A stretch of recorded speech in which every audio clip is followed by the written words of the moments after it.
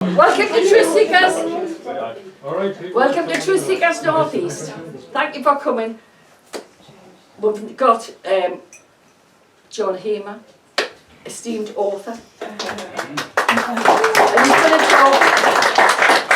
he's going to talk what we're going to talk about Diana, Princess Diana. And then, that's not right.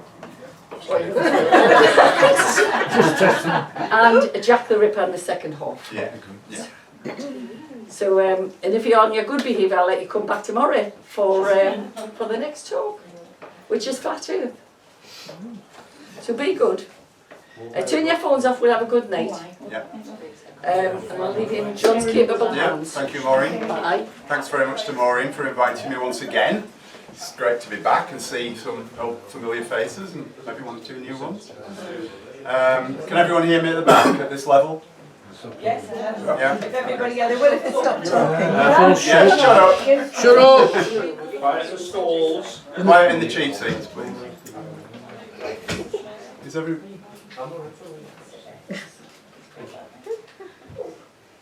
sitting comfortably? Yeah. For those of you who don't know me, my name's John Hamer. I think most of you seen me before, but probably not all.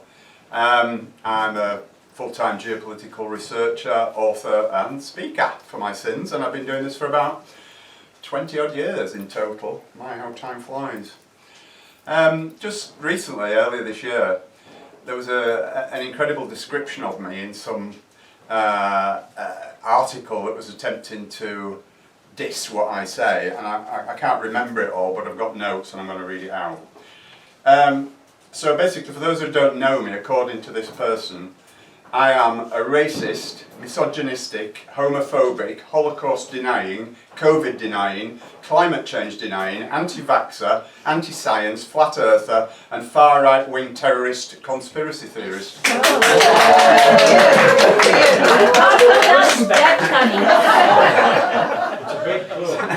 So yeah, I'm not doing a PowerPoint presentation because tonight, because this talk that I'm going to give, it's just notes, and the reason for that is it doesn't really lend itself that well to a PowerPoint because there's no real pictures. It's just mainly words, funnily enough. And as you can see, there's quite a lot of notes, so it might be here till midnight. So no, it won't be that long, but I'll try and keep it as brief as possible. But it's a long story, so I do need my notes. So just bear with me, and we'll get right into it. First of all, I want to ask a question. Do we have any royalists here in the room? Thank God for that. Well, I mean, don't be afraid. No, yeah, please speak up if anyone's a royalist. Put their head. Okay, nobody's admitting to it then, fair enough, that's good. Okay. So, yeah, I mean, despite what the mainstream media... She's a royalist. Where are you? Come out. Yeah. I'm going to have a heckler all night, I can see it. Right, so but despite what the establishment and the mainstream media and all the rest of those people tell you, there's no doubt that Diana was ritually, brutally murdered in line with royal orders, basically. Yeah, this is talk is not just going to be about how the murder was committed, but why it was committed and by whom. So, strap in. Okay. I mean, some of you probably who've heard me speak before have heard me tell this little story, but this little story is actually connected to how I got into the conspiracy theory, the truth world, whatever you want to call it. The night that Diana died, I had a friend in Paris.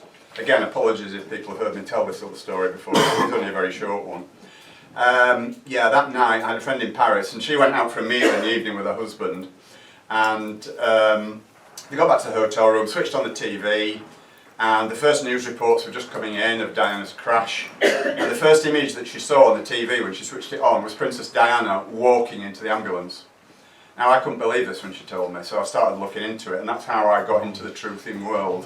So really, Princess Diana's death is kind of the catalyst for why I'm here doing what I do now. Now, subsequent to that, it was a few years after, but I actually saw a clip that somehow escaped through into YouTube for a short time, and it was Martin Lewis of the BBC actually announcing the death and, oh sorry, the accident, and it was that same piece of footage that she saw. And so I actually eventually saw that clip myself. It was definitely Princess Diana, and she was definitely walking into the ambulance, which totally contradicts what we've been told about it, of course. So yeah, on the 31st of August 1997, Diana and Dodi Fayed, who was her lover, were killed in a car crash in the Pont de l'Alma tunnel in Paris.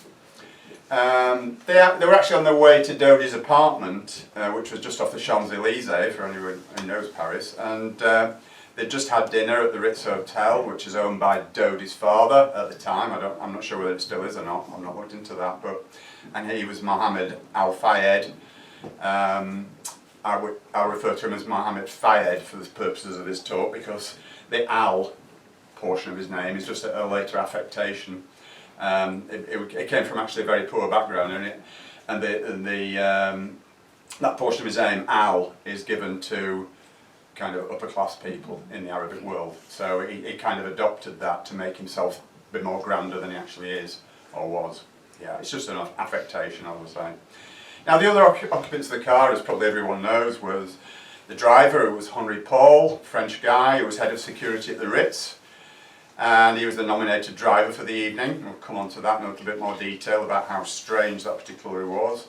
Trevor Rhys-Jones, who was one of Fayed's security guys, and he was the only survivor. He was sat in the front seat, but he was the only survivor to the accident. Yeah. I mean, there's so much confusion and subterfuge about this story, as I'm sure you're all aware. I mean, I'm preaching to the choir a little bit, surrounding the entirety of the events of that night. And so many conflicting stories that it's extremely difficult for anyone to get any kind of sense out of any of it, because as with all these incidents, these false flag incidents, whatever you want to call them, the mainstream media love to confuse us by giving us all sorts of different bits of truth, bits of lies mixed in with bits of truth, until we really don't know whether we're coming or going with it. But what you're about to hear tonight is substantially more than just an educated guess about what actually happened that night. I mean, I looked into this in fairly good, big detail, and these are my findings, basically what we're going to hear. So 17 years earlier, in 1980, Lady Diana Spencer met and fell in love with Prince Charles in what was described as a storybook romance, and it captured the imagination of almost the whole world, didn't it? And certainly all of our royalty obsessed nation, anyway. And of course, we were married a year later in July 1981. But little did poor Diana know that her troubles were only just about to begin. She gave birth to William a year later, on the 21st of June 1982, which is significantly the summer solstice, which is an important occult date, and we know how they love these dates and these references. And he was shortly afterwards followed by his younger brother Harry, and the two boys were jokingly referred to as the heir and the spare. Yeah. But as soon as Diana had fulfilled that role as a broodmare, which was her term, by the way, for the future monarch and the backup, all pretense of love was immediately dropped by Charles, and he immediately resumed his long-term affair with Camilla Parker Bowles, if indeed it had ever ceased in the first place, which it probably hasn't. But anyway, it certainly dropped all pretense by that stage. Okay, and Diana realised very, very quickly that the fairy tale was over, and from that point on she was basically shunned and treated as an outsider by the entire royal family. And had she not been the strong character that she absolutely was, then she may not have even had the mental strength to assert herself where her boys were concerned. Ironically, that she did assert herself where the boys were concerned probably marked the beginning of the end for her. I mean, anyone who crosses these people, as you probably know, for any reason, better look out. So the full force of the royal propaganda machine began to descend on her, and from then on she had to endure all kinds of mental torture, as well as accusations of infidelity, which were nevertheless true, whilst any blame attached to Charles for the disintegration of the marriage was deflected in her direction by the pro-royal media, and she quickly acquired a reputation as a madwoman struggling with bulimia and mental illness. So by time 1988 came around, Diana was known to be having an affair with her security guard, a guy called Barry Manakee, who was actually a detective. And this obviously became known to the royals. I mean, it's not the sort of thing you can hide, is it, when you're such a prominent person? And shortly after that, Manakee was actually killed in a road accident. And Charles cruelly and sarcastically broke the news to Diana by saying to her with a smirk, before she even knew about his death, "Shame about poor Barry." And David Icke actually spoke to Christine Fitzgerald, who was a confidant of Diane. She was an alternative healer in London. And this is a quote from Christine Fitzgerald. Christine said, and I quote, "She was crying hysterically, and I said, 'What's the matter?' 'I can't believe it,' she sobbed. 'They killed him, they killed him.' I said, 'Who did they kill?' And she told me that he, Barry, had been decapitated on his motorbike, and how she thought at first it was a terrible accident, but now she knows the royal family killed him because Prince Charles's detective just told her that if she didn't cool it with Hewitt, the same would happen to him." That's referring to James Hewitt, who she later had an affair with. He also told her that she should not think that she was indispensable either. In fact, Diana was absolutely convinced that she was going to be disposed of in a fake accident, because she actually confided in her butler, Paul Burrell. And again, this is a quote from Diana from the letter that she wrote to Paul Burrell. She said, "My life is the most dangerous. My husband is planning an accident," in quote marks, "in my car, brake failure and serious head injury."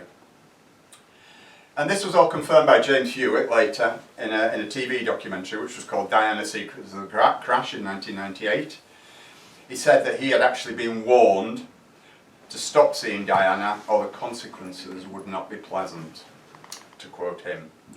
And he also said, and this is a direct quote from him, "The telephone calls were anonymous, but they left me in no doubt that they knew what the situation was. They were threatening. They said it was not conducive to my health to continue the relationship."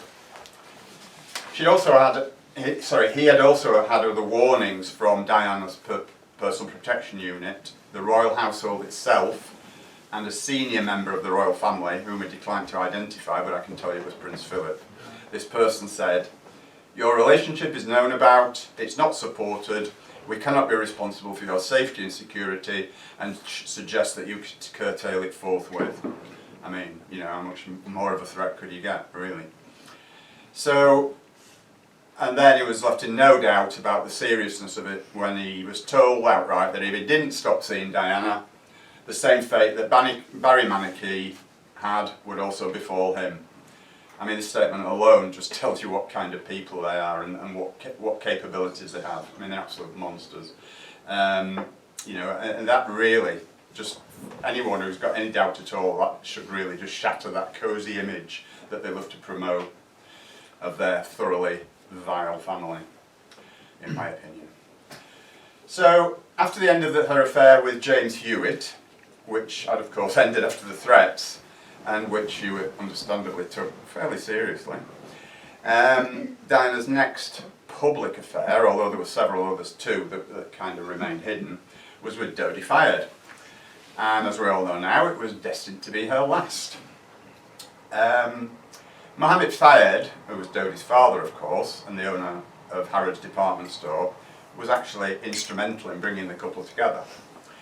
He'd ingratiated himself with Diana in the past, and always made a point of greeting her personally when she visited Harrods. And he actually instructed one of the chief of security to inform him whenever Diana entered the stores, so he could kind of, as I say, ingratiate himself with her. Diana and Mohammed Fayed had actually built up quite a cosy relationship. Not that kind of a relationship, but a friendly relationship. She said she found him charming and funny. And so when he invited her and the two teenage lads to join him and Dodi on the yacht in the July of 1997, the relationship blossomed. At this point, it must be noted that Dodi was still engaged to his American fiancée, Kelly Fisher, who was a model, But father had spoken and Dodie had to obey. He was very much under his father's thumb, basically. So Kelly had originally been invited to be the guest on the yacht that summer, but Dodie wouldn't answer her calls under instructions from his father, and she was told by the fired staff in no uncertain terms that they'd been instructed not to connect her calls to either fired senior or junior. Eventually she did manage to speak to Dodie, who cruelly just told her the engagement was off, and they never spoke again after that point. So, after a relaxing few days on the yacht, the boys were sent back home to Charles, and Diana and Dodie flew to Paris to spend a few more romantic nights together before the end of the holiday and then going their separate ways again, at least temporarily. So, on the 30th of August 1997, which was the last full day either of them would ever see, as it turned out, Dodie had planned a romantic meal for two in an exclusive restaurant close to the Ritz, but the plans were going to be thwarted very quickly. A huge posse of paparazzi reporters gathered outside the main doors of the hotel, making it impossible for the couple to pass through them on the way to the restaurant, and so they had to change of plan. Instead of going to the restaurant, they decided to eat in the Ritz Hotel restaurant before driving across Paris to Dodie's apartment where they intended to spend the night. So just after midnight, they had the meal, had a very pleasant meal together. They made the move. The paparazzi were still outside the front door of the hotel in massive numbers, and no doubt they were going to harass the couple all the way to the car and probably all the way to Dodie's apartment too. So a plan was hatched by Mohammed Fayed, whereby a decoy car would arrive at the front door, but meanwhile the couple would sneak out of the rear door and into another waiting car before the reporters knew what was going on, and thereby make their escape that way. And then the Mercedes sped away from the Ritz, driven by Henry Paul, with Trevor Rhys-Jones in the front passenger seat and Diana and Dodie in the rear seats. Now, as the Mercedes approached the Pont de l'Alma tunnel, it was actually being chased by two cars and one motorcycle, and one of the vehicles, a white Fiat Uno, rammed the Mercedes just before the crash. This is known. Now, the guy who actually drove that Mercedes, is a little aside, was a guy called James Anderson, and he was a paparazzi. And a year or so after the incident, he was found dead in his white Fiat Uno. The car was burnt out, and his body was examined, and he was found to have 2 bullet holes in his skull. But it was, of course, it was recorded as a suicide. Now, isn't that amazing? You know, anybody can shoot themselves in the head twice. It's absolutely incredible. Yeah. So, yeah. So it's extremely likely that they caused the vehicle to crash with a remote control device. This caused an explosion, not the car hitting the pillar, but there was an explosion because eyewitnesses have recorded that. Several eyewitnesses said there was an explosion and then a loud bang afterwards as the car hit the pillar. Right, so that kind of confirms my suspicions or my knowledge that a remote device was likely used to cause an explosion of some kind. Now, that explosion was actually initially reported by CNN, and then, of course, as always happens in these cases, when the dust settles and they realise that this doesn't fit the agenda that they're trying to put out, then all those news reports get pulled in very much the same way as the one with Diana walking to the ambulance was. So that was mysteriously omitted from subsequent reports. But the explosion disabled the driving controls and the electronics of the Mercedes. And a strobe light was used, a laser strobe light, which was again seen by several witnesses, was used to blind the driver in the final seconds before it entered the tunnel, which incidentally some witnesses claim was completely dark, which it absolutely was, as the lights had been turned off in the tunnel minutes earlier. Now, several witnesses also told British detectives that they saw a motorcyclist point a laser into the eyes of Henry Paul, who was the driver. And one witness said he saw an enormous flash of light. So after hearing this explosion and then the loud bang, witnesses ran to the scene, only to be told to get back by an unknown person who was never identified, who ran towards them out of the tunnel from the direction of the crashed car.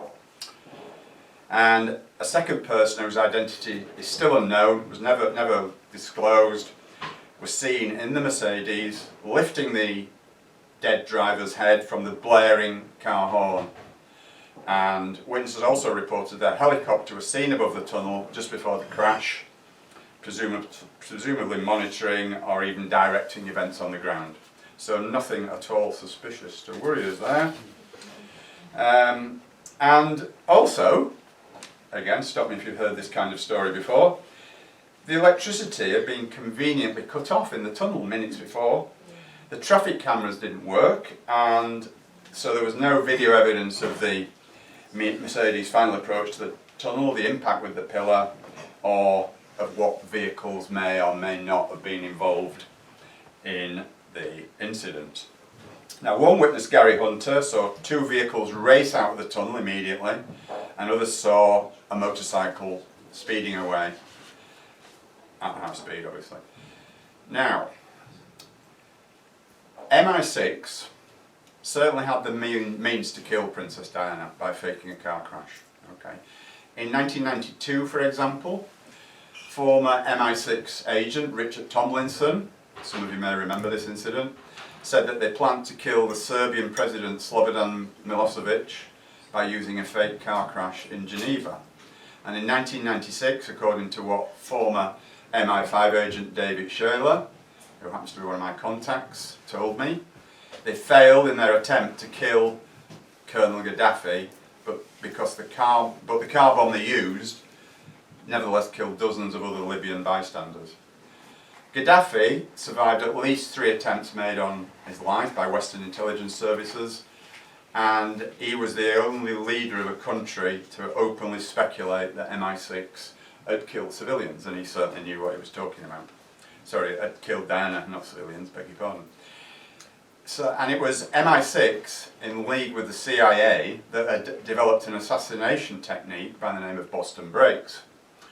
This is a method by which the target car can be remotely controlled from another nearby vehicle, and which would explain why in the case of Diana's car it was a fairly simple operation to smash that car precisely into tunnel pillar 13 at very high speed.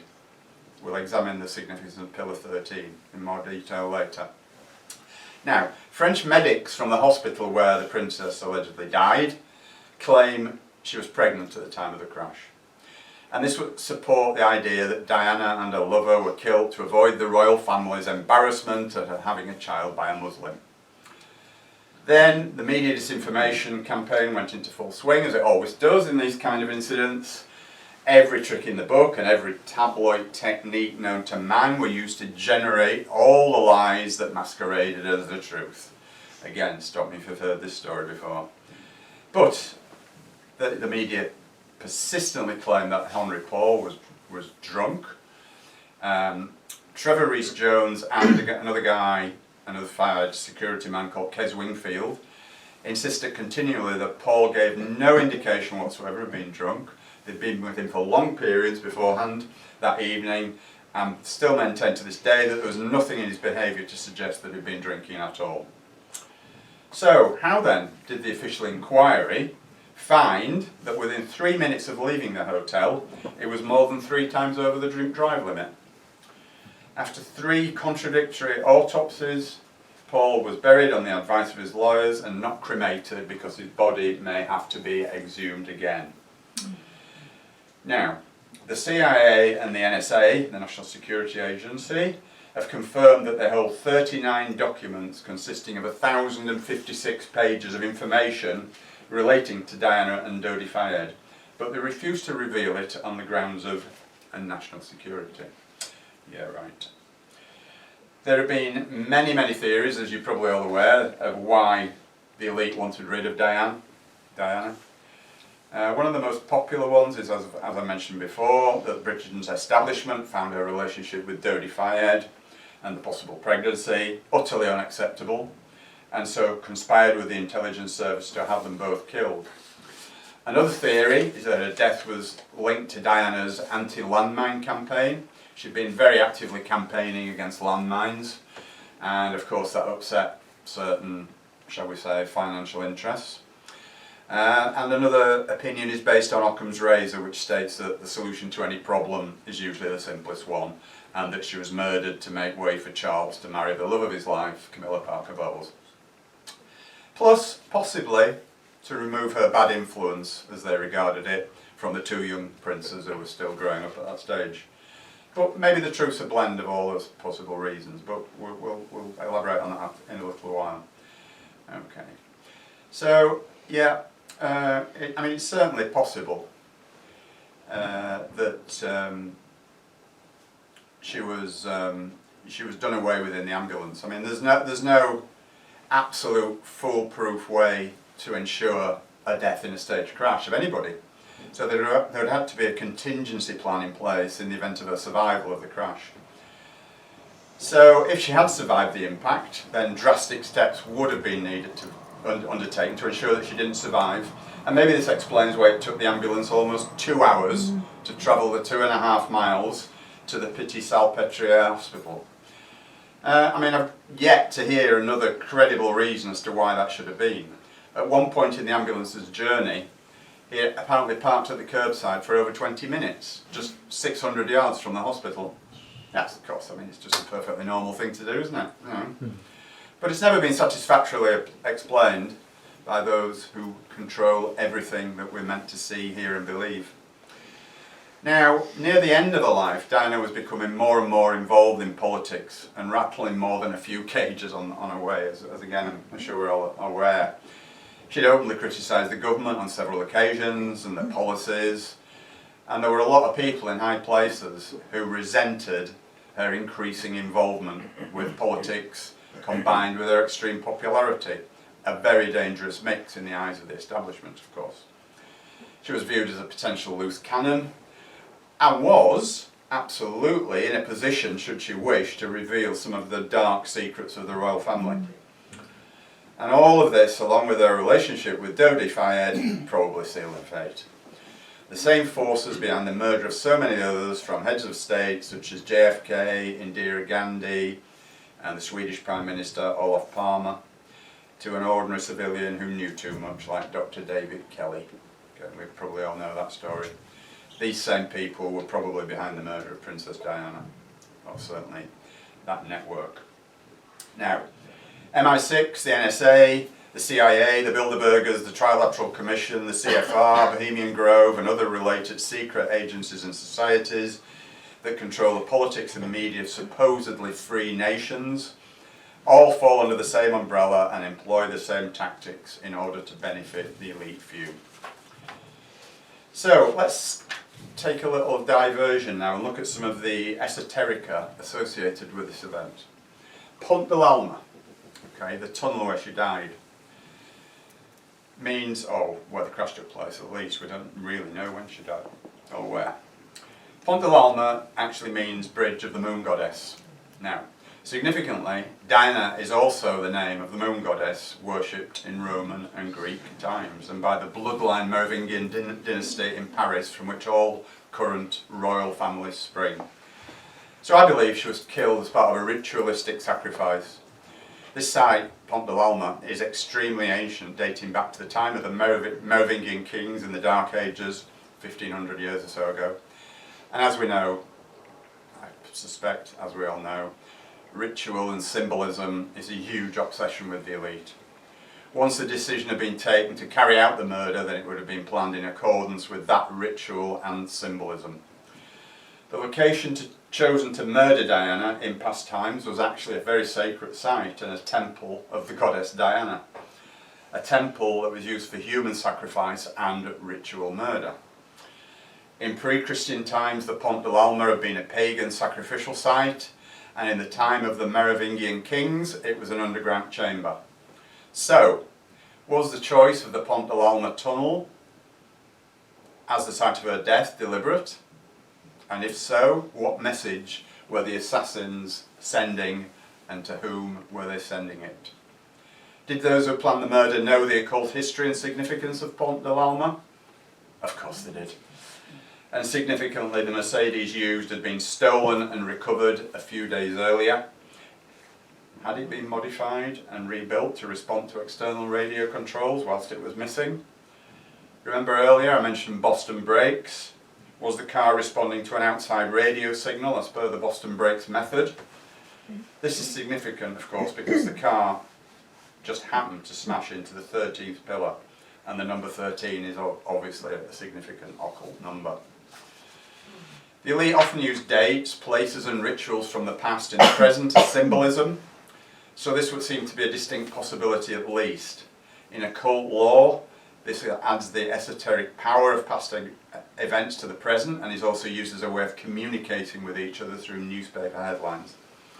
All of the royal families of Europe, also including the Spencer clan from which Diana emanated, can trace their lineage from the Merovingian kings, the so-called 13th bloodline. Now, according to tradition, Merovingian monarchs were very adept at the occult. They were initiates in arcane sciences, practitioners of esoteric art.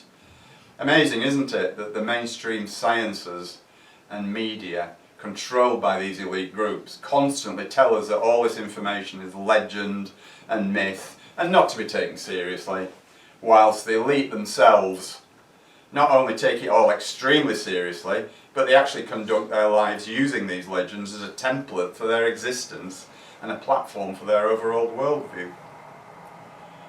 Indeed, all the royal families, certainly the European ones anyway, and the majority of America's ruling class are descended from the Merovingians and believe that they can trace their lineage not only back to Jesus and Mary Magdalene, but all the way back to King David, Noah, and what they believe were the visitors from the star system of Sirius, known as the Anunnaki.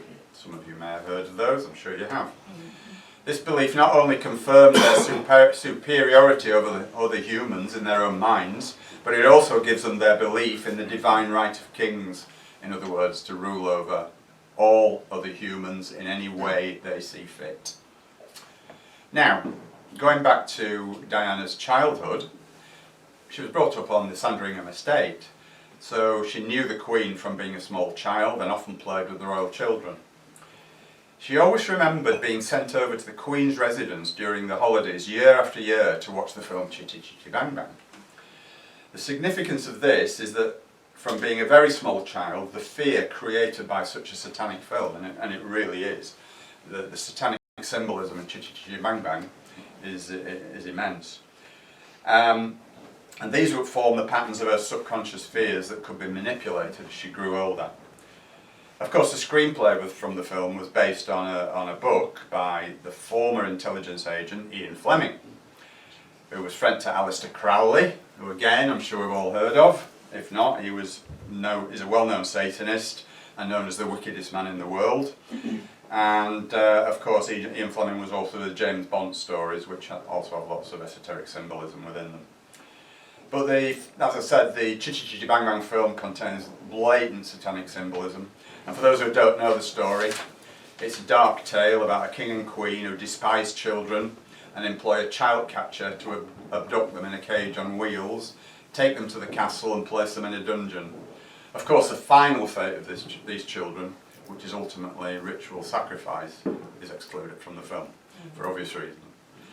So, for what reason would the Windsors constantly show this film to a child who was a guest in their home? Well, Diana told Andrew Morton, who according to his book Diana, Her True Story, I quote, "The atmosphere was always very dark when we went there, and I used to kick and fight anyone who tried to make me go." That was Diana speaking, by the way. Now, the Spencer family and the Queen Mother were very close, and it was the Queen Mother who manipulated Diana into her marriage with Charles. The countdown to marriage began when Diana met Charles at Althorpe, which was Diana's home, whilst he was in a relationship with her sister Sarah in 1977. And Diana was 16 at this time, but it wasn't until 3 years later that the Windsors really made their move for her. Diana was invited to a party at Buckingham Palace to celebrate the 30th birthday of Charles, and then in July 1980, a friend of Charles, Philip de Pass, asked Diana to stay with them while the Prince was there. In Diana's own words, and I quote again, "Charles was all over me and he practically leapt on me." He asked her to accompany him to Buckingham Palace the next day, and an invitation followed to join the Windsors at Balmoral, their residence in Scotland. Eventually Charles asked her to marry him and she accepted. "I love you so much," Diana said to him. "Whatever love is," replied Charles. And this reply really does speak volumes about these people and about the mental state of the man. I mean, but it also says even more about the royal family and their coldness and calculating and callous behaviour. The elite bloodlines, they don't have any real idea what love is. I mean, none of them ever receive it, and so can I express it because they've been brought up by psychopaths, of course. And as we know, psychopaths are incapable of that kind of emotion. So, unfortunately, this is a sad reality for children, and for the children of those families, and it certainly puts into perspective these people's attitudes towards the rest of humanity as well. No empathy, no remorse. And in some of her interviews after the breakup of the marriage, Diana stated that on reflection, she could see that Charles had never been genuine at all in his affection towards her. And even before the wedding, she realised that she would also be having a relationship with his one true love, Camilla, who was referred to as the third person in the marriage, or who Diana referred to as the third person in the marriage. And a week after her engagement to Charles, unsurprisingly maybe, Diana began suffering from bulimia. This is an eating disorder which results in vomiting every time food is eaten. And Diana was suffering this 3 or 4 times a day and eventually became desperately thin.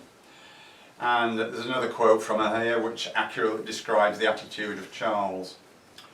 She said, "He found the virgin, the sacrificial lamb, and in a way he was obsessed with me, but it was hot and cold, hot and cold. You never knew what mood it was going to be, up and down, up and down. He was in awe of his mother, intimidated by his father, and I was always the third person in the room." And just before her marriage to Charles, she met her sisters and told them that she couldn't go through with the wedding. She just had enough. She couldn't bear it any longer, especially with Camilla still on the scene.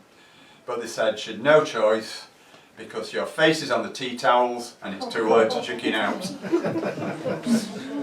Which is brilliant, isn't it? So Diana and Charles were married in St Paul's Cathedral on the 29th of July 1981. And that morning at Clarence House, she said she felt deathly calm. She said, and I quote, "I felt her was a sacrificial lamb to the slaughter. I knew it, but I couldn't do anything about it." And how prophetic would those words turn out to be? Of course, the bulimia got worse and worse. She considered suicide, such as the scale of her happiness. And this was just the start of her marriage, you know.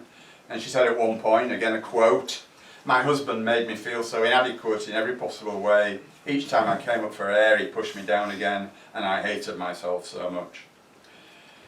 And so, the royals achieved their first objective when Prince William was born. Diana was informed that the birth had to be induced to fit in with Charles's polo playing schedule. And William was duly born on the 21st of June 1982, that date again, which just happens to be the summer solstice. You know, what kind of people, portrayed by the people as role models for us all, would induce a child's birth to fit in with his father's polo playing programme? Well, I think we all know the answer to that, don't we? Of course, in reality, the inducement was to ensure the birth occurred on the solstice, in accordance with their occult rituals. The summer solstice esoterically represents the height of the sun's power in the northern hemisphere, whilst it's at its highest point in the solar year. And some say it's even possible to predict what colour outfits the Queen would wear each day, such as the royals' obsession with esoteric and occult principles. And then of course Harry was born, and after the birth of Harry, Diana said, and again I quote, "Then suddenly as Harry was born, it just went bang. Our marriage, the whole thing went down the drain." She believed strongly that Charles had just used her as a broodmare, which was her term, a broodmare. In other words, she believed that she'd just been used to produce royal heirs, and then after that she was of no further use to them, so she was just discarded. So they separated in 1992 and divorced in 1996, and then 1 year and 2 days later, she was dead. And then, of course, the media onslaught against Diana commenced in earnest in 1992, shortly after the official separation. A tape of an intimate telephone conversation, I beg your pardon, between Diana and the car dealer James Gilby was released through the media. And in the tape, Diana said that Charles was a real torturer. She told Gilby, and again it's a quote, "I'll go out and conquer the world, do my bit in the way I know how, and leave him behind." The irony of that was, the irony was that her character assassination by the Windsors via the compliant media was that it actually worked in her favour, and her popularity grew as a result. I can just imagine the frustrations and the desperation of these people, the royals, as they tried harder and harder to defame her, and yet her star just seemed to continue rising constantly. Of course, this is a good example of the fact that the elite have no idea what love is, as Charles himself stated, and the fact that they find it difficult to defeat what they cannot understand, which again makes sense.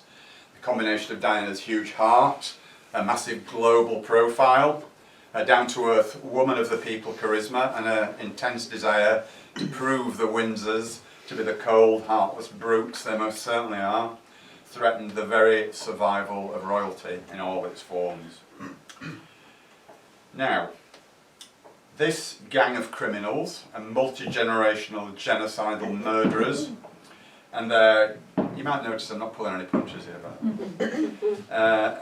I'm now going to focus on their ancient practices and rituals. This is absolutely necessary if we're going to understand their motivations here. I mean, I touched on it a little bit, but I want to go into a bit more detail. Excuse me, I'll just have a drink.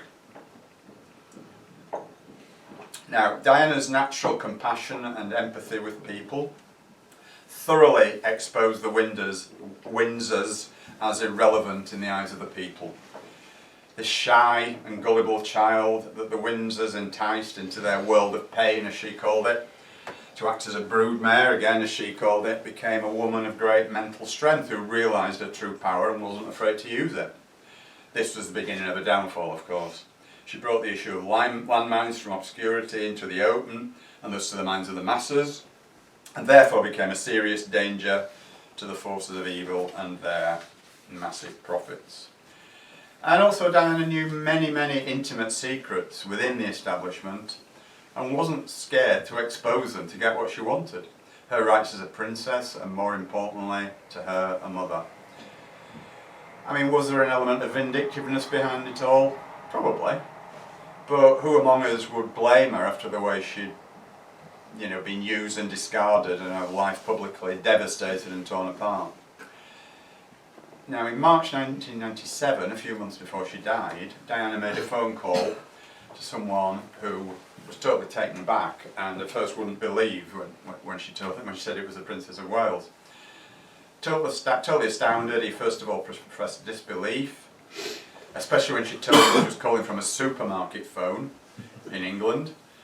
Diana herself stated openly that she often made calls from public telephones, particularly from a certain department store in Kensington, Harrods, when she wanted to be certain that the conversation would not be taped. Hello, you come to listen. Now, Diana admitted that she admired this man, who has never been named, by the way, and so this has come third hand, for his wisdom and knowledge, and she told him that she had something to reveal that would shape the world, and asked for his advice about how to go about it. Now, he's never, whoever he is, he's never revealed exactly what she told him, yet one researcher called the man, so someone had obviously found out who he was, and asked him if it was an awareness of the Windsors' widespread connection to drug trafficking that was the issue. His reply was, "Oh no, it's much worse than that."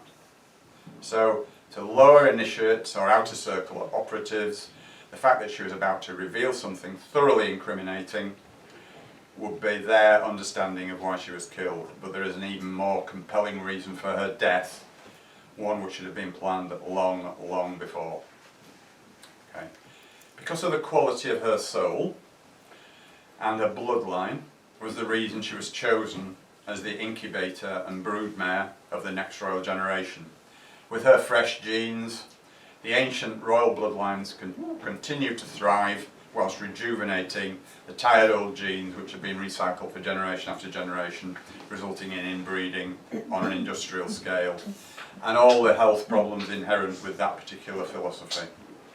This also connects into the Jack the Ripper talk, which will come later, just to whet your appetites a little. Okay. Now, to the elite, this ritual was the symbolic killing of the moon goddess Diana. Similar to JFK, to the unaware masses, it appeared to be done because of the policies he was pursuing, but to the highest initiates in the occult world, it was an ancient Merovingian and now Masonic ritual known as the killing of the king. Okay. I won't go into details about that in this talk, but there's plenty of it in my books about that particular ritual, shall we say. Now, Dodie had been engaged to Kelly Fisher for about 8 months, and she was expecting to spend her holiday, as I said before, on the yacht with him during that August. But on the evening of the 14th of July, Dodie took a phone call from his father, who ordered him to go immediately to Saint-Tropez to be with Diana. Kelly Fisher described what happened next in an interview with the Dispatches programme, and I quote again, this is Kelly speaking, she said, "Dodie said he was going to London and he'd be back and we were going to Saint-Tropez. That evening he didn't call me and I finally got him on this portable phone.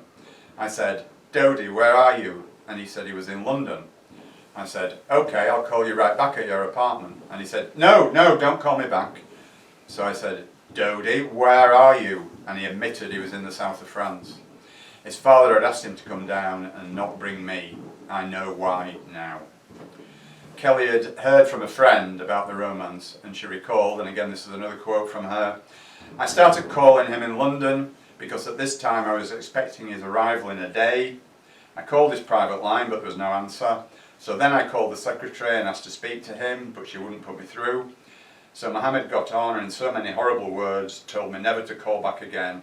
I said, 'He's my fiancé, what are you talking about?' He hung up on me and I called back and the secretary said, 'Don't ever call here again. Your calls are no longer to be put through.' It was so horrible." I mean, can you just imagine that? Just terrible, isn't it? So on the 21st of August, Diana returned once again to Saint-Tropez for another holiday with Dodi Fayed. And Fayed Senior was milking the situation, briefing journalists and photographers, and also enlisting the advice of the publicist Max Clifford, who, as you all know, was a really lovely guy, wasn't he? Yeah. After the announcement by the ex-Metropolitan Police Commissioner, Lord Stevens, on Thursday, 14th of December 2006, that the death of Diana was an accident, Fayed's frontman Max Clifford appeared on TV to add more obfuscation to the issue by reiterating Fayed's position.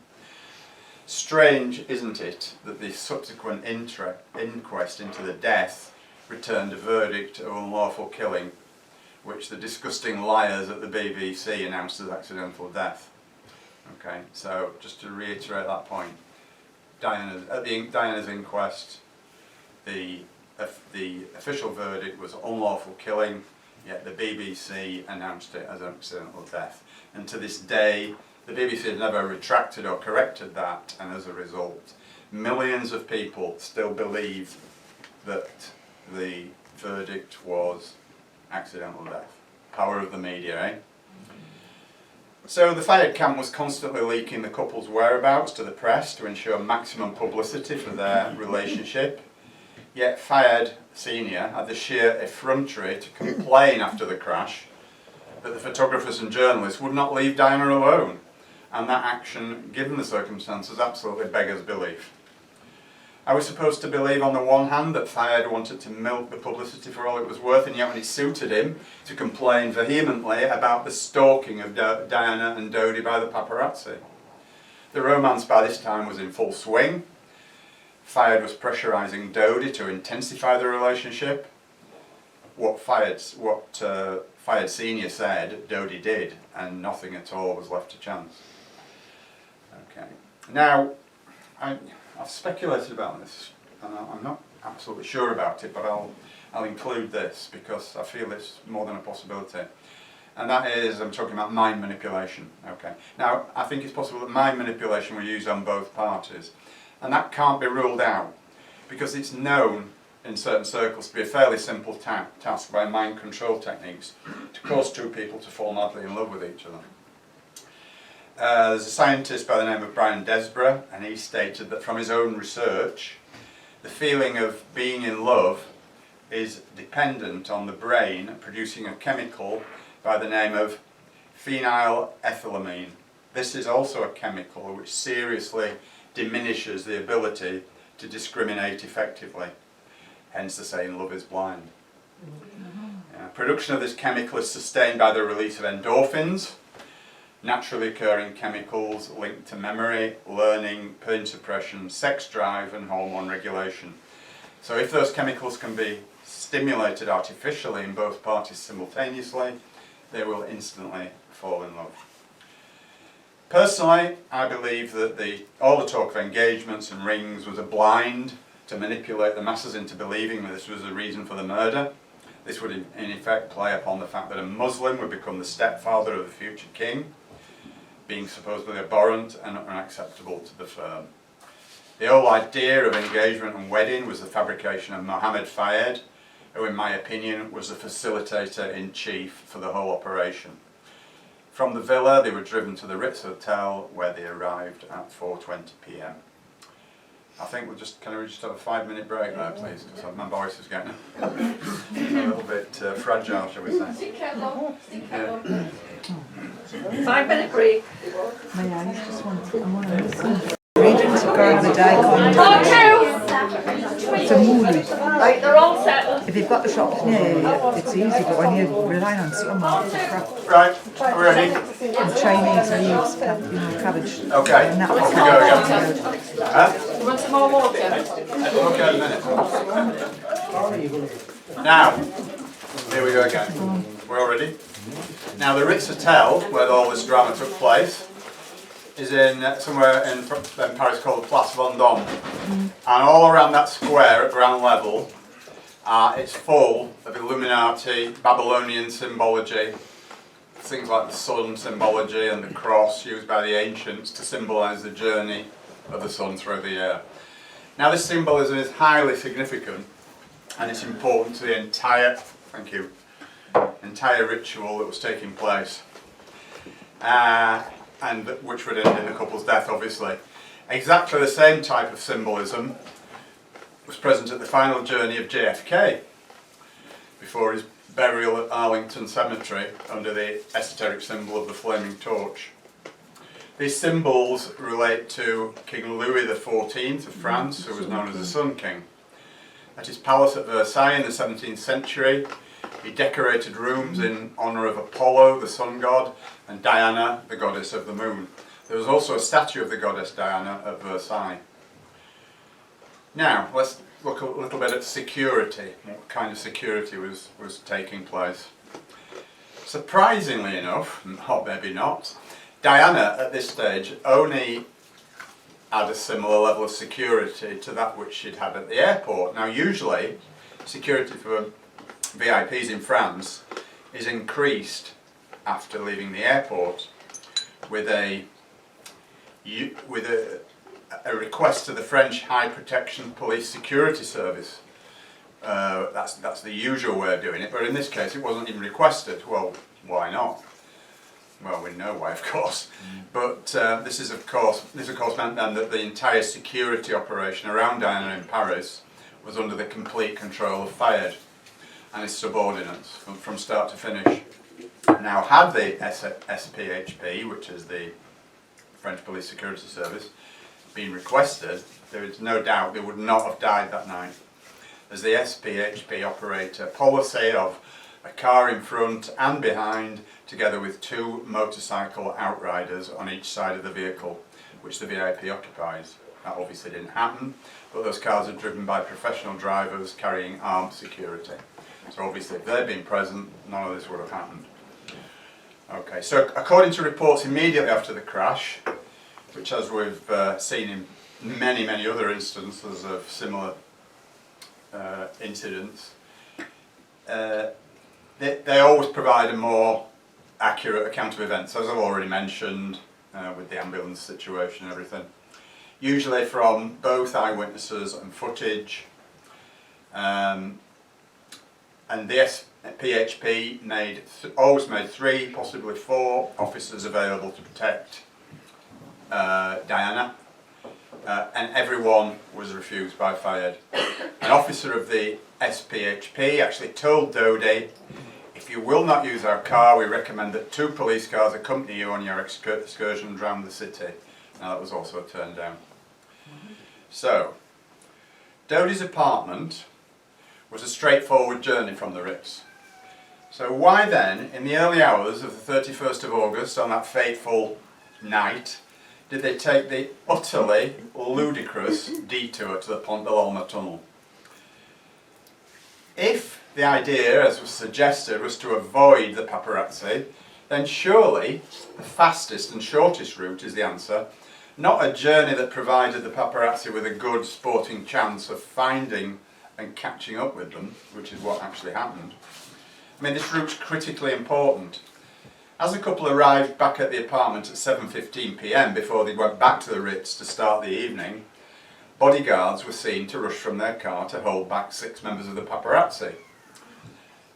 So Diana and Dodi became concerned about eating at the unprotected restaurant they had planned to eat in, and so took the decision to head back to the Ritz to eat. They took the same route back down the Champs-Élysées and round the Place de la Concorde. There's much more traffic in the early evening than in the early hours of the morning, and so there were much better reasons to avoid this route at that point in time than in the early hours. The couple, along with bodyguards Wingfield and Rhys Jones, walked into the Ritz, captured by the now famous video pictures at 9:47 PM.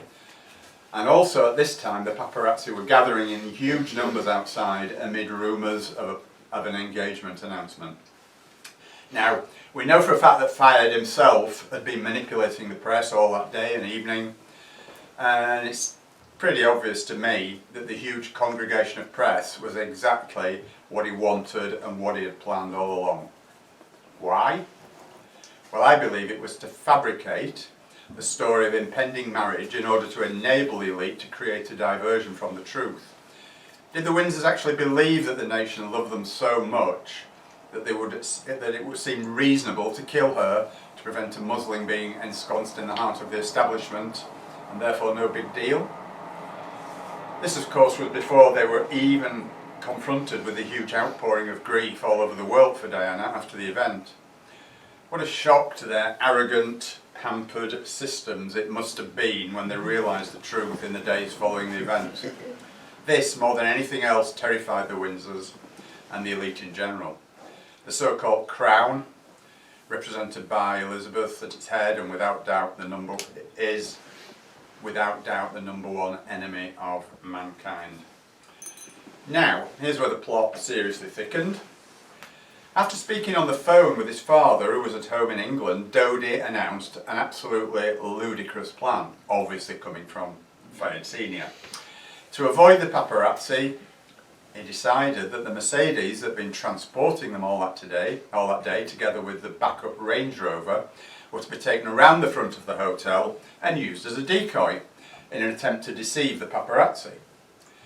At the same time, another Mercedes will be brought around the back to whisk the couple away to the apartment on the Champs-Élysées.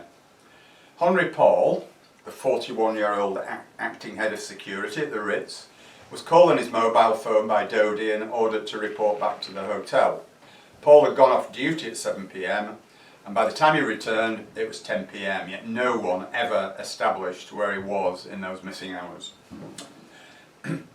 Dodi said that his father had personally authorised that Henry Paul should drive the Mercedes. There's little doubt that the whole of the new plan was passed on to Dodi from his father, and indeed those who know Fayed would be astonished if that wasn't the case. Dodi never did think or act for himself, ever. His father was always the one in control. Now think about this for a minute. Henry Paul was not, repeat, not a qualified chauffeur and had no authority whatsoever to drive the hire car. Why would he be chosen to drive the Mercedes through such a bloodthirsty pack of wolves as the paparazzi had become that night? There's something known in elite circles as Prouty's rule. L. Fletcher Prouty, former senior US intelligence agent, said, "No," this is a quote from Prouty, and this is actually Prouty's rule, "No one has to direct an assassination. It happens. The active role is played secretly by permitting it to happen. This is the greatest single clue. Who has the power to call off or reduce the usual security precautions?" So if we apply Prouty's rule to the ritual killing of Diana and ask who had the power and moreover actively use that power to reduce the usual security precautions for Diana, we have the unsurprising answer: Mohammed Fayed. Why was the security reduced and not stepped up? Answers on a postcard, please. Okay, so I mean this also came into play when JFK was assassinated. There were no bodyguards standing on the back of his car, and instead they'd been moved to the car that was following. And there's a video in existence which clearly shows protesting security agents being ordered to withdraw from the back of the car that was following the president as it turned into Dealey Plaza seconds before Kennedy was shot. And when Martin Luther King was assassinated, the police officer in charge of security for King was sent home under protest shortly before the shooting. So it's a pattern. As they love the patterns, and they love their symbols, and they love their rituals. And also when Robert Kennedy was assassinated, the security arrangements were again tampered with at the last minute. He was actually scheduled to walk off the stage and exit through the crowd. But one of his aides suddenly ushered him away via the kitchen, where he was met by his alleged assassin, Sirhan, who'd been on a Rosicrucian mind expansion course in the weeks before the murder. And Frank Mankiewicz, the aide who actually guided RFK into the kitchen, was a former public relations man for the Mossad Front, the Anti-Defamation League, the ADL, whom some of you are probably aware of and know what it's capable of. Interestingly, this same guy became head of publicity for the Oliver Stone movie JFK, which was supposed to be an expose of the assassination of JFK, but was in reality just more obfuscation of the real truth. So we can see in these three examples a similar modus operandi.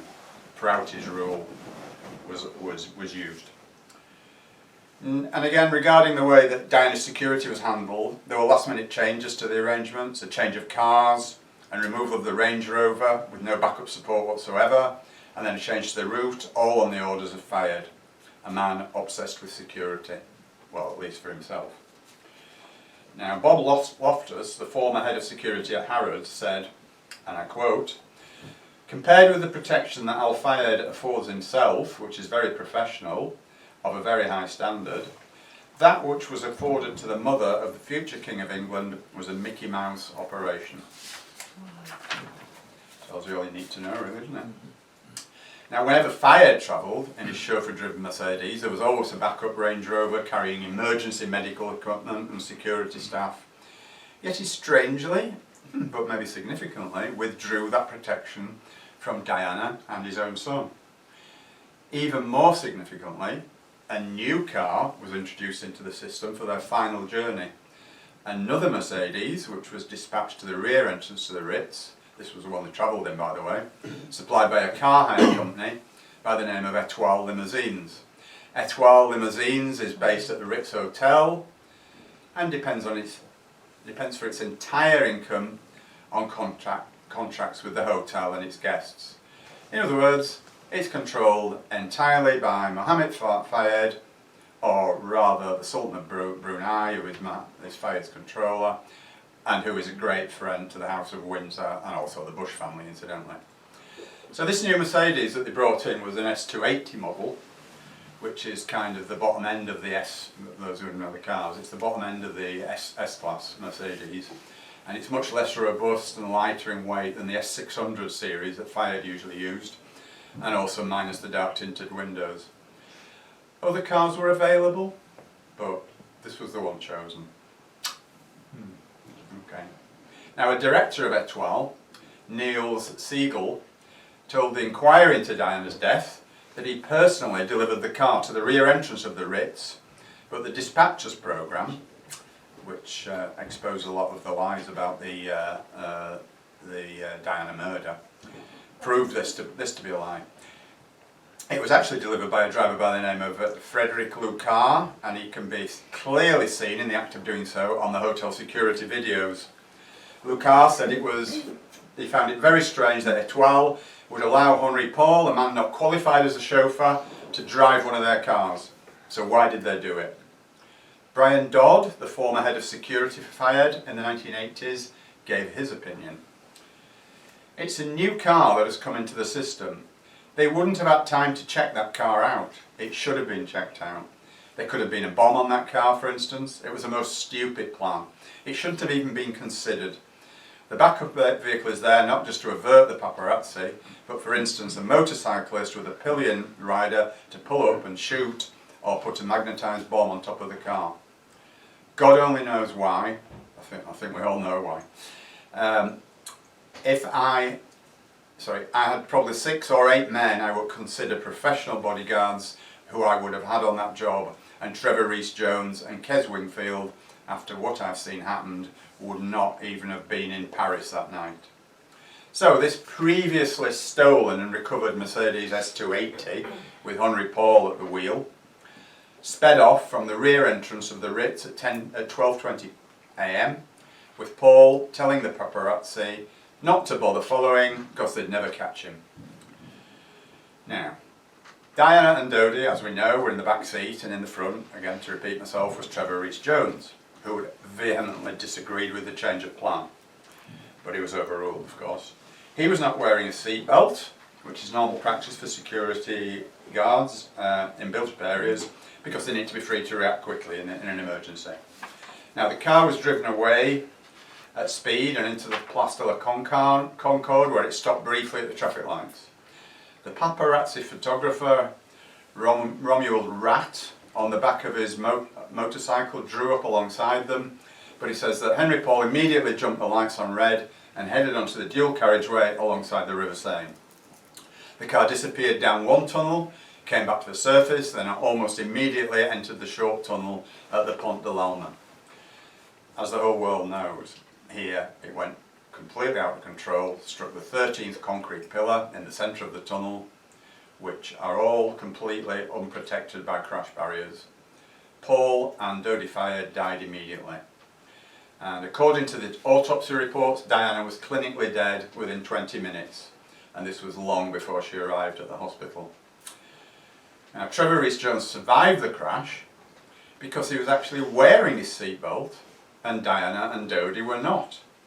Rees-Jones was not wearing the seatbelt when they left the Ritz, in accordance with normal practice, and when Romuald Rat took a photograph of the lights at the Place de la Concorde, Rees-Jones was still not wearing his seatbelt, but a little more than a minute later, when the car actually struck the pillar, he was wearing a seatbelt. How strange. Why would this be? If he put on the belt because for some reason he sensed danger, why did he not scream at Diana and Dodie to do the same? After all, it only takes a second to do that, and the sole reasons for his presence in the car was to protect his 2 charges in the back seats. Rees-Jones should have had some serious questions to answer, but he has never ever been publicly quizzed about this, and neither has he ever volunteered any information. He simply reiterates that he did not know why he strapped himself in, and that they were followed by 2 cars, one of them white and a motorcycle. These answers simply fit within the overall smokescreen. Now, several independent people who watched the news reports just after the crash said that on the first report they definitely saw 2 people, a man and a woman, who were together, stating that the white car was parked in the tunnel and that from this car came a massive white flash. These 2 people were shown on TV stating this fact several times, and then suddenly this report was ceased and never shown again. Stop me if you've heard this story before. I believe that this is the only reason that the white car was woven into the official story, and yet slowly and subtly changed in its location in order to further the idea that it was the paparazzi to blame.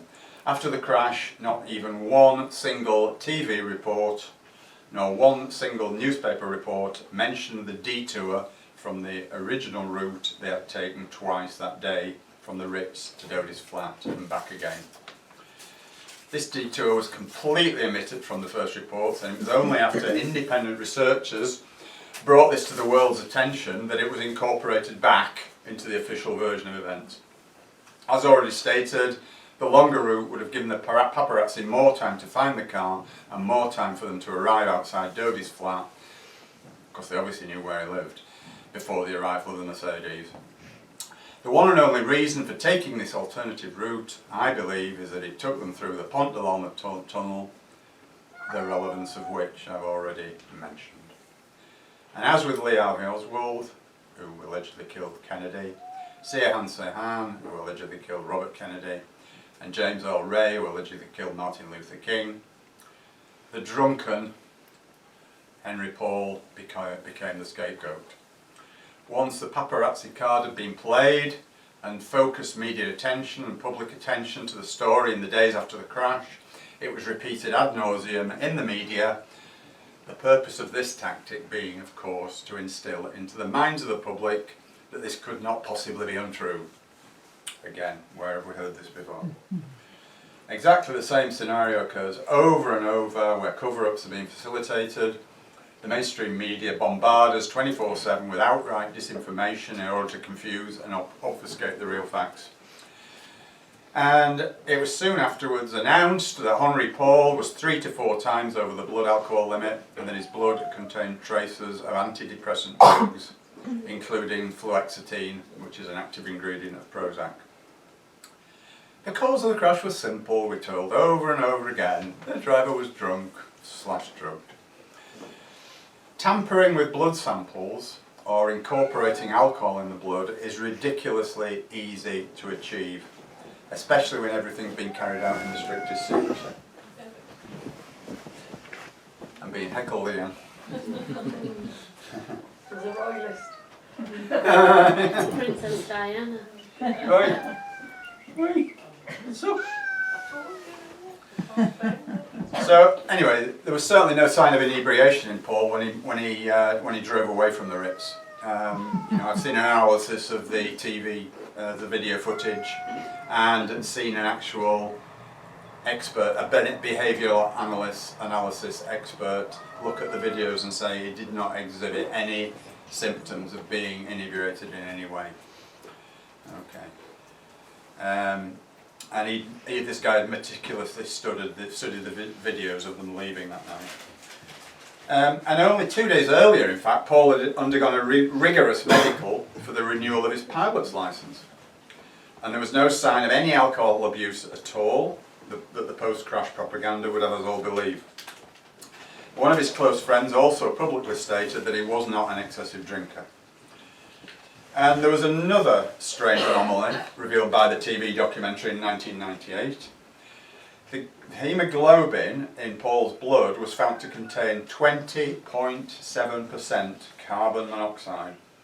And this would have been at a much higher level earlier because the carbon monoxide content halves every 4 to 5 hours once exposure to it has stopped. Now, hemoglobin carries the oxygen to the blood, and a lady by the name of Debbie Davis of the carbon monoxide support group said that at those levels Paul would not even have known his left hand from his right because of the reduced oxygen receiving the brain, and would have been unable to function at all, let alone drive a car or even stand up. And Dr. Alistair Hay, who was an expert in carbon monoxide poisoning, agreed and could not explain why Paul showed no signs of the considerable symptoms that should have been evident. So it's all obvious bullshit, of course. Now, Henry Paul's best mate, a guy called Claude Garec, told the ITV documentary that Paul had contacts with the French and foreign intelligence services and maintained them throughout his time at the Ritz.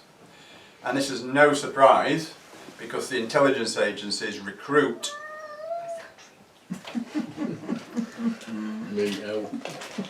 Does it want to be on the windowsill or something? Tabitha. Oh, you're a cat there now. This one following you now. Cat stop play. Get happy. Sorry, George.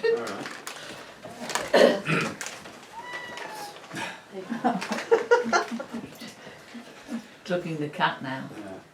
Where am I? Okay. Yeah. So it's no surprise because the intelligence agencies recruit security men for the top hotels, and the Ritz, with all its VIP clientele and reputation for espionage and arms dealing, would have been a prime target. And Paul certainly had unexplained sources of income. He earned only around 20 to 25,000 a year in his job at the Ritz, and yet he was a keen pilot with 605 hours of flying time at about £300 an hour. He had a string of bank accounts. There were 2 in a bank outside Paris and 3 further accounts, plus a safety deposit box at the Banque Nationale de Paris near the Ritz. He also had 3 accounts at the nearby branch of Barclays, and 1 current and 4 more deposit accounts. Right.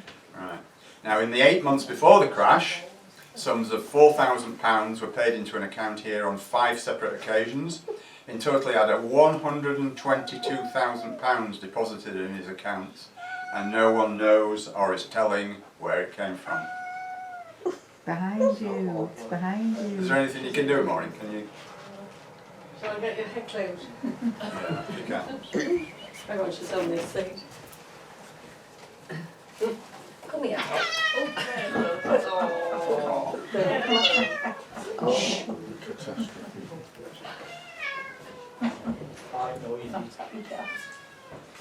And then there is the question of where he was in the 3 hours between 7 and 10 p.m. when Doherty called him on his mobile phone and ordered him to return to the Ritz. His whereabouts are a total mystery, a very significant mystery, but it's never ever been explained. Now, to understand how the elite operates, as you're probably all aware, requires detailed research over a vast array of interconnecting subjects, because it's all, as I like to use this phrase, it's a million-piece jigsaw puzzle, what goes on in the world. And, you know, every little incident is a tiny little piece in this huge jigsaw, from which we can actually see a picture appear, where, you know, the more pieces that were put into that puzzle. So yeah, it requires a lot of research over a lot of interconnecting subjects, everything from ancient history, especially relating to satanic and occult symbolism. Yeah, so, and then again, as I said, this is the 1 million piece jigsaw puzzle that I often refer to in my books and podcasts. So, all the mainstream journalists that have produced articles and documentaries about this crash are operating under a huge disadvantage. And that disadvantage is because they don't have any knowledge of the occult or the bigger picture, indeed. You know, they all live in this kind of tiny little box of reality, so they don't look at the bigger picture. So they're operating at a massive disadvantage. And so it renders the whole story a mystery to them, because of course they're dealing with only half the picture, if that, and only with information from their own 5 sense realities. So, of course, this is true with all the major events throughout history. They can only possibly be accurately viewed and analysed using the reality thought and believed to be true. And working within this restrictive 5 sense reality, they're totally unable to comprehend that there are organisations operating within organisations which provide a methodology by which one single force is able to control apparently unconnected agencies such as British and French intelligence, the Paris police, the judiciary and medical services, and most importantly of all, that any of the inquiries, and there were several, investigating the cause of the crash. So, pushing aside every suggestion of conspiracy to kill Diana, John Stalker, the former police chief who conducted an investigation into the death, or one of the investigations into the death, asked, naively in my view, why would the French want to cover up the murder of an Englishwoman? Oh, well, why? The answer to that is that all seemingly unconnected agencies are intrinsically connected at the top levels. Operatives at Stalker's level don't understand anything by the illusory outer circle knowledge within Freemasonry, nor do they understand the true nature of the crown. And I mean, by the crown I don't mean the royal family, I mean the British Crown, which is a totally separate institution, but which is fronted by the Queen. However, to be fair, Stoker did ask some quite pertinent questions about the crash and its aftermath, such as, why was the fire security around the Princess reduced to one wholly inadequate man with no backup? Why did the police not appeal for help from the public? Why was there no post-mortem autopsy on Dodie Fayed's body? Well, I would say this to Mr. Stoker, simply because it's just a small part of an overall conspiracy of such magnitude that it absolutely and utterly dwarfs the conspiracy perpetrated against you when you were removed from office after the shoot to kill allegations in Northern Ireland. All Diana's conversations were heard and monitored throughout the Fayed bugging system, so if Fayed was, as he claims, himself a victim of the elite, why does he not publish them? During those missing hours, Henry Paul, who was undoubtedly an asset of both British and French intelligence, would have had the final piece of his programming jigsaw inserted into place in addition to the programming that was already in place. I've no doubt that Diana's ritual murder was arranged from the very, very top of the elite by the royal connections, but Fayed, for all his wealth and apparent power and influence, was nothing more than a lowly foot soldier, carrying out his role as dictated, and was probably never aware of the full consequences of his role, except possibly through hindsight after the event. Now, as I mentioned earlier, the Mercedes delivered to the rear door of the Ritz Hotel had been stolen some weeks earlier, before the Diana Dodie relationship began, and when it was recovered from this alleged theft, it needed extensive repairs. It had supposedly been standing outside an exclusive restaurant when the driver's door was flung open and the chauffeur pulled out by 3 Arabic-speaking men with handguns. Those terrible Muslims again, eh? Yeah. This vehicle was missing for 2 weeks, and when it was found, the wheels were missing, the door was ripped off, and the electronic system and equipment controlling the braking system had gone. Oh! This car should have been written off by any insurance company and by any standards. But of course this was the cover for the extensive elite control repairs which would go on to install remote control and all the electronic wizardry, including the Boston Brakes technology.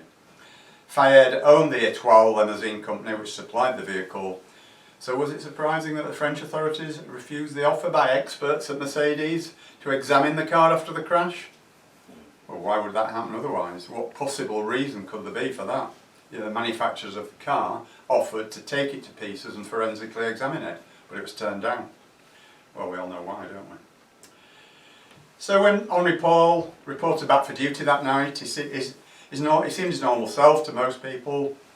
The Boston Brakes technology relating to remote control would certainly make sense that this was the real cause of the precision 13th pillar direct hit, with the loss of brakes too.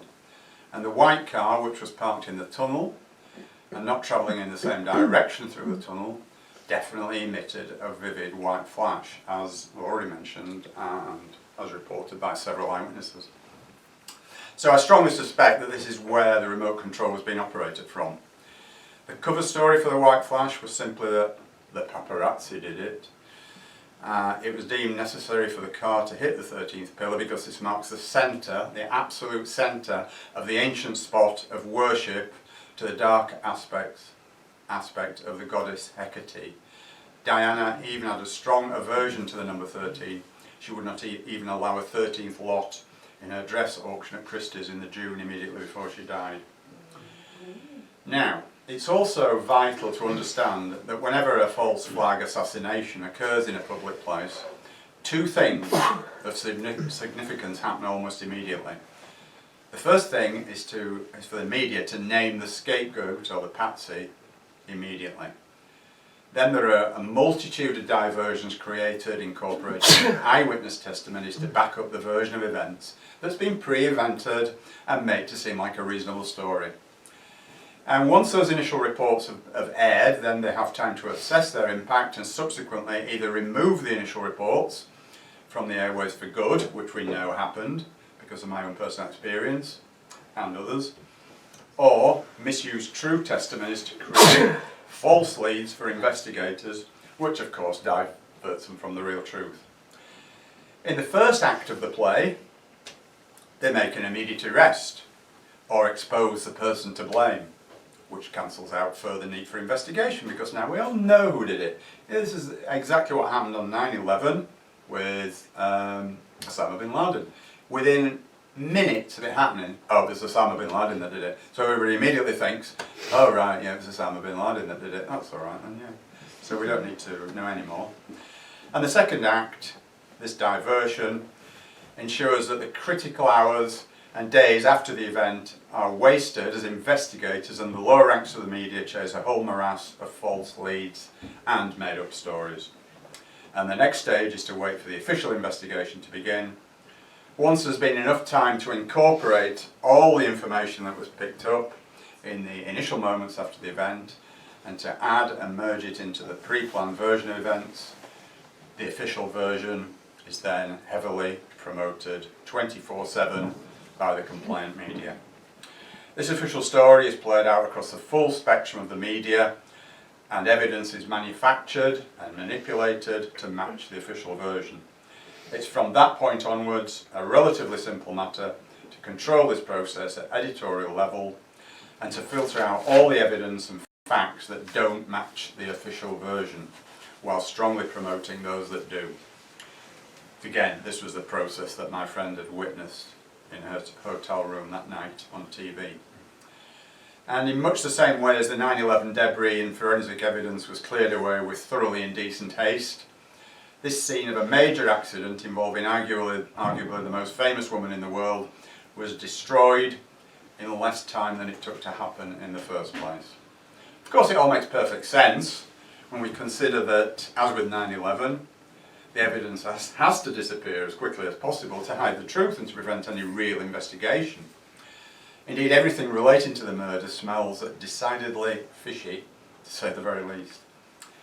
There were 17 security cameras on the route between the Ritz and the Pont de l'Alma tunnel, including those inside the tunnel itself.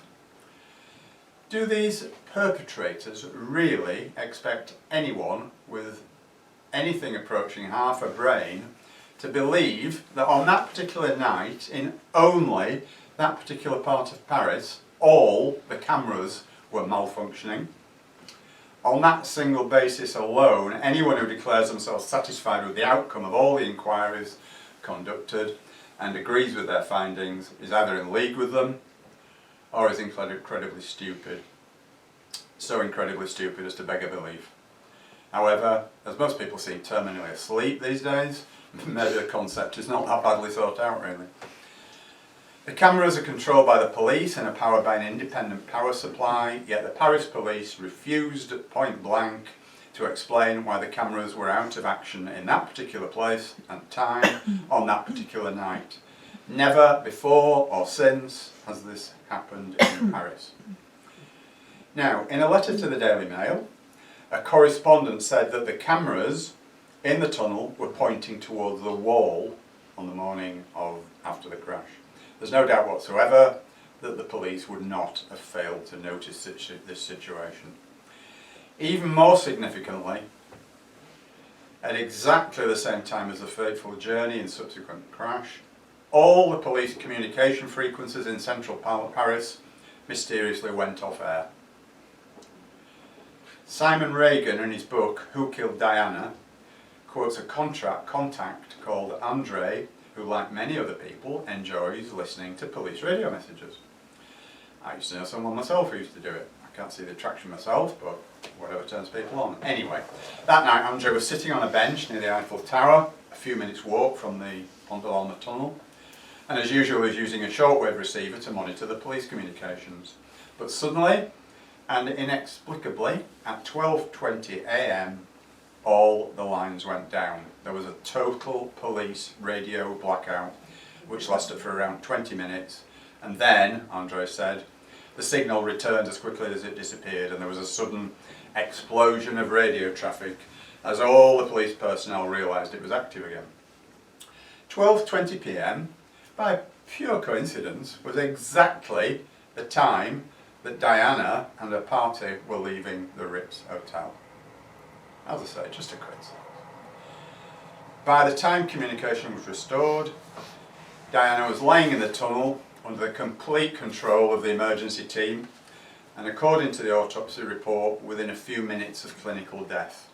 However, according to the Stevens report, there was not a shred of evidence that was a conspiracy surrounding the death of Diana.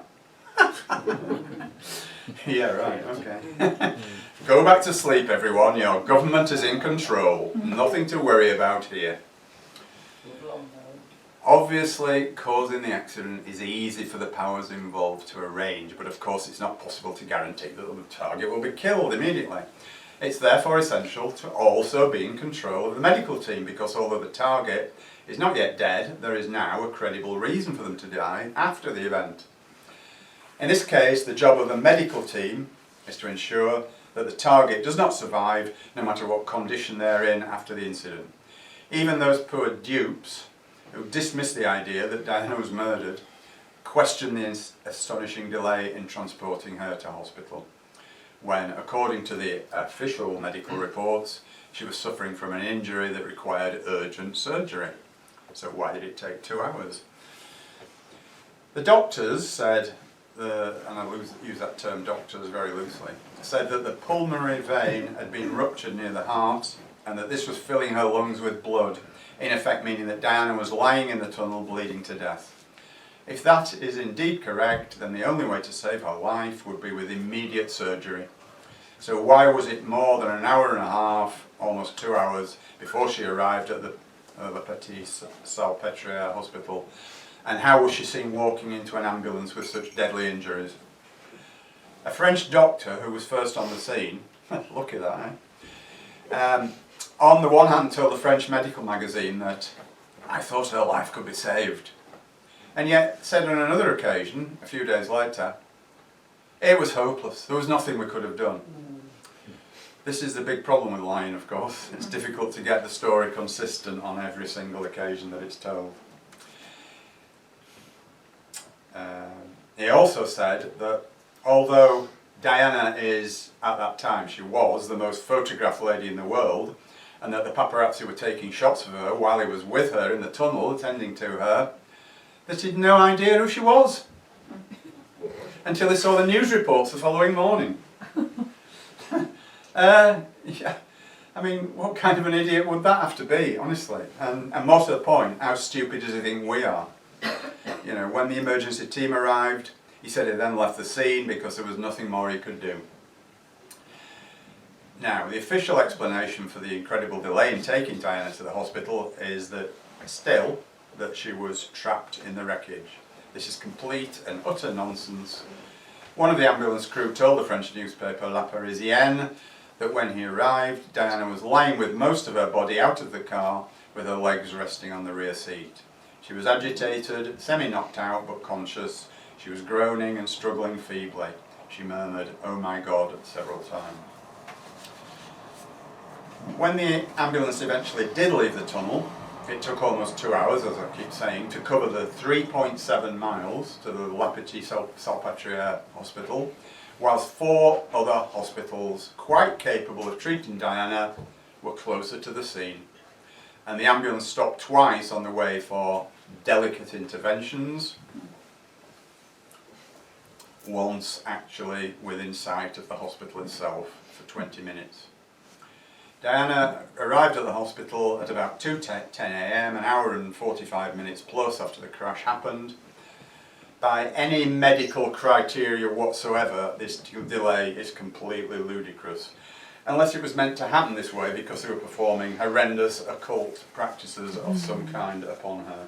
It doesn't take a genius to see why, despite such apparent incompetence, there's been to date still no inquiry into the medical response that night.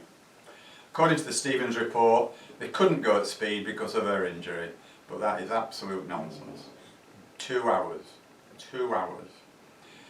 Waiting at the hospital was a surgical team headed by a prominent professor, Bruno Riou. The duty surgeon, who we are told first heard about the crash whilst on his routine rounds. Is that not a strange enough sentence on its own? A renowned senior surgeon doing his rounds in the early hours of the morning? thought that's what junior doctors were for. Yeah, anyway.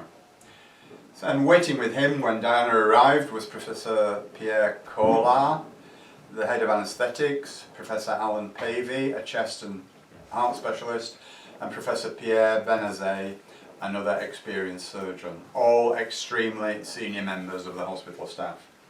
We're told that they'd been in telephone conversation with the emergency team in the tunnel throughout, and that they opened Diana's chest cavity, repaired the artery, and battled to save her for an hour and a half before admitting defeat. I mean, this is pretty remarkable because the autopsy report shows that Diana was clinically dead at 12:45 a.m. while still lying in the tunnel. She was therefore clinically dead for an hour and 25 minutes before she even arrived at the hospital, and for 3 hours before the professors walked out of the operating theatre to solemnly announce that she'd died. Having the body examined at a location under control of the perpetrators is vital in such assassinations. This is indeed a very similar game to the one that was played with JFK. So, who was behind Diana's assassination? Of course, those who gave the order and those who actually carried out the deed would be totally different people. You know, obviously the people who come up with the idea and don't like getting their own hands dirty. It's highly unlikely that it would have been carried out by British intelligence directly, because of course that would be too obvious. Intelligence agencies subcontract assassinations of their own citizens to distance themselves from the incident and allow them to plausibly deny that they were responsible. Not only that, the intelligence agency of the nationality of the victim is then free to work on finding out who was responsible. Good for them. Now, MI5 announced in 1998 that they do not assassinate people. Well, of course we believe you. No, instead they hire other branches of the intelligence family to do it. I mean, this pathetic denial was prompted by the revelations of the former MI5 agent and my mate, David Shaler, who stated that MI6 had organised a plot to assassinate Libya's Colonel Gaddafi. This attempt failed because the bomb had been placed under the wrong car. Shaler was head of the Libyan desk at MI5 and was in the perfect position to know. However, the Attorney General banned David Shaler from appearing on the ITV programme Diana, Secrets of the Crash. Now, the CIA has also admitted now to tapping Diana's phone calls in and to America and to passing the contents on to British intelligence. Another intelligence insider also insisted the crash was not an accident. And Richard Tomlinson, a former MI6 agent, gave evidence to the French inquiry into Diana's death. So many inquiries, so few solutions, eh? In 1997, Tomlinson served as a 6-month jail sentence under the Official Secrets Act for trying to sell his memoirs. And in 1998, he was arrested again at gunpoint in Paris for trying, at the request of the British government, who were concerned at his association in that city with the MI5 whistleblower David Shaler, who is now incidentally painted as a crazy person, and who was also arrested and jailed in Paris. Tomlinson told the judge in charge of the inquiry that Diana was murdered, and according to a report on the BBC's teletext service CFAX, on the 29th of August 1998, he told the judge that Henry Paul was an asset of British intelligence, as was one of the bodyguards who remained unnamed. However, despite all this information being freely given to the inquiry, the judge, who was obviously a controlled placeman, concluded it was an accident. So, moving on, who stood to benefit most from her death? In the words of the Roman writer Seneca, he who most benefits from the crime is the one most likely to have committed it. The Windsors, as a family, certainly benefited the most. No longer was there an inside threat to their secrets and actions. No longer was Diana there to continue her inevitable destruction of the monarchy as a credible force, able to own and influence the path of this country and most of the rest of the world. No longer was she there to exert her own considerable influence in the upbringing of her sons, William and Harry. And so now, with Diana gone, the Windsors had full and total control in the moulding of these two princes, giving them the absolute ability to form them into their own sick image. And on a side note, her death also cleared the way for Charles to marry Camilla. The House of Windsor is simply the public face of a much larger power structure known as the Crown Temple, which no longer suffers from Diana publicly exposing its secret war against the populations of the world, or anything else. She was almost certainly planning an escalation of her landmines battle. Now, Susan Barantes, a lady who was the mother of Sarah Ferguson, who of course was the former wife of Prince Andrew, had been telling anyone who would listen that she thought Diana had been murdered. Then, strangely enough, she was fatally injured herself in an extremely dubious car crash in Argentina in September 1998, a year later. Just another coincidence though, of course. And some confidential mail for Diana was delivered to Christine Fitzgerald, and this included packages from a former member of the elite-controlled SAS who was concerned for Diana's safety. He was warning her of what was going on behind her back. And Christine Fitzgerald said, half of MI6 were on Diana's side too, you know. One day, a client who'd had involvement with the security agencies saw some of these packages being delivered, and Christine described what followed. I quote, she said, "I'm really worried for you," talking to Diana. "You don't know what you're getting involved." Sorry, no, not talking to Diana. I'll start again. She said, "I'm really worried for you," talking to the client. I'll start again, sorry. This is the client talking to Christine, I beg your pardon. She said, "I'm really worried for you. You don't know what you're getting involved in here. Diana's basically mad. She'll drop you in it. She'll hang you out to dry. You'll end up dead. Your kids will end up dead. Your cats will end up dead. And your business will be ruined." I couldn't believe how she was carrying on. She was so full of hate. Diana came in the next day and I gave her the mail. I said, "Not everyone who bows to you is your best interests at heart." I told her what had happened and she went purple with rage. When she died, everybody came in and said they bumped her off, didn't they? But that client was the only one who was outraged at the suggestion. I was checked out by MI6, my phones were tapped, my house was burgled, the royal family came to close check on me while I was dealing with Diana. Christine had her contacts and no doubt about what happened in Paris. She was bumped off, she was left to die at the roadside. Those responsible were above the elite of the army. She said, it was not the intelligence agencies, it was above that. Christine believed that Diana's romance with Dodi was engineered, and she shared the most intimate details of Diana's life and knew her in ways that very few others did. The incredible revelations of the Windsor's treatment of Diana over many years, the threats made to her by Prince Charles as personal detective, the ritual sacrifice and the confirmation that they were responsible for the murder of Barry Manakee should not pass without note. There should have been a campaign to press the Windsors to face these matters, and for Al Fayed, Trevor Rees-Jones, Earl Spencer and the others I've named to answer the questions that should have been addressed. But of course it's too late now, 4 years have come and gone. But there's no doubt that power should be stripped from the Windsors, their dynasty dismantled and their crimes against humanity publicly exposed. Also, those in the political, security and medical professions who are also involved must be exposed too. The royal family, Earl Spencer and the satanic former Prime Minister Tony B. Lyer all dismissed claims that Diana was murdered and called for such suggestions to cease for the sake of the boys. These questions must not be allowed to be ignored, or yet another in a long, long line of elite assassinations will have taken place whilst those responsible go free. Earl Spencer, who was Diana's brother of course, even went to the extent of issuing a statement on behalf of the Spencer family in which he asked, "Is there any good in all this speculation?" I ask that because there is clearly a lot of harm in it. All we, her family, ask is that Diana's memory be respected and the sensational speculation be left out of the public arena where it undermines our aims to come to terms with our loss.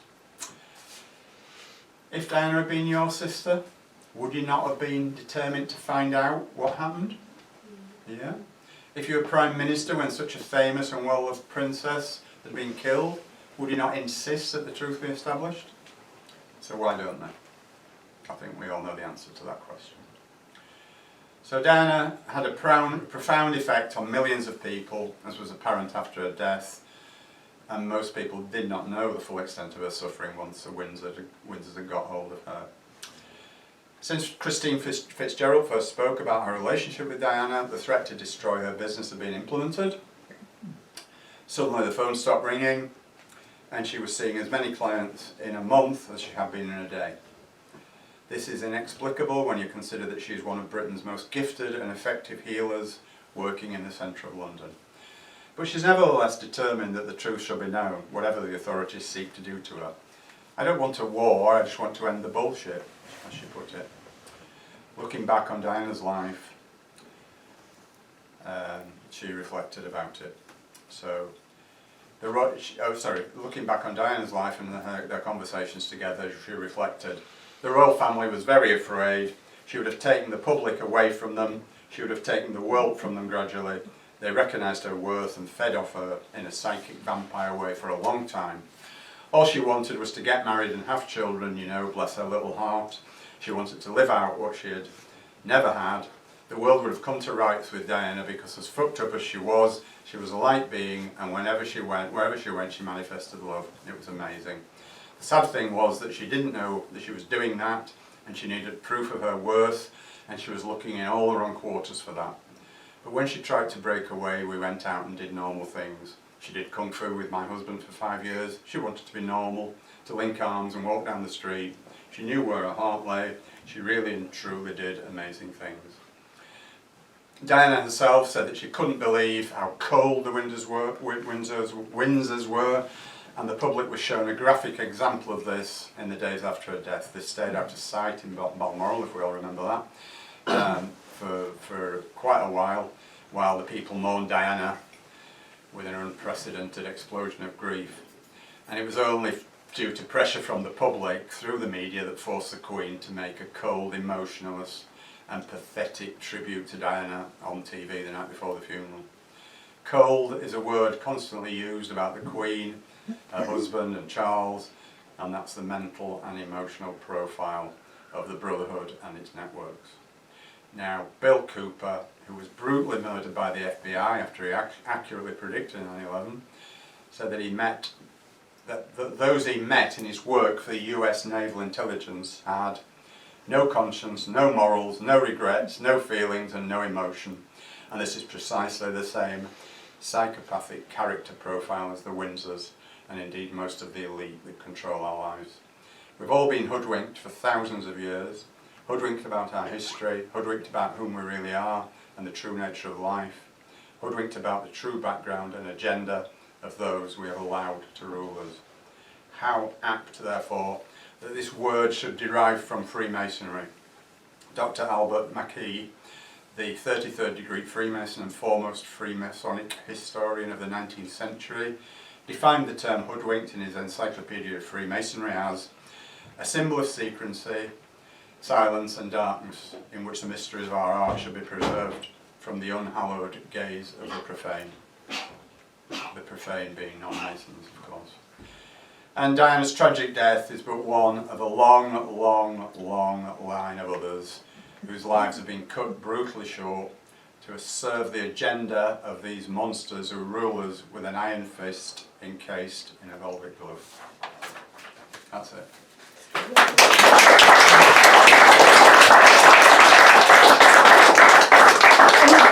We've still got part 2, Jack the Ripper. Oh no, yeah. Is it going to be too late? No, do you want to, I've boiled the kettle, have a quick cuppa, Yeah. back here in 5 minutes, Yeah. because the Jack the Ripper's only going to take Yeah, it's about not about going to be 40 nowhere near minutes. as long as You that. don't want to miss Jack the Ripper, do you? You don't want to miss it. No, you don't want to miss So, out the rest of make it. sure you get your cuppa quick. This is going to blow your minds, guys. This. Oh yeah. Right, see you back in 5 minutes.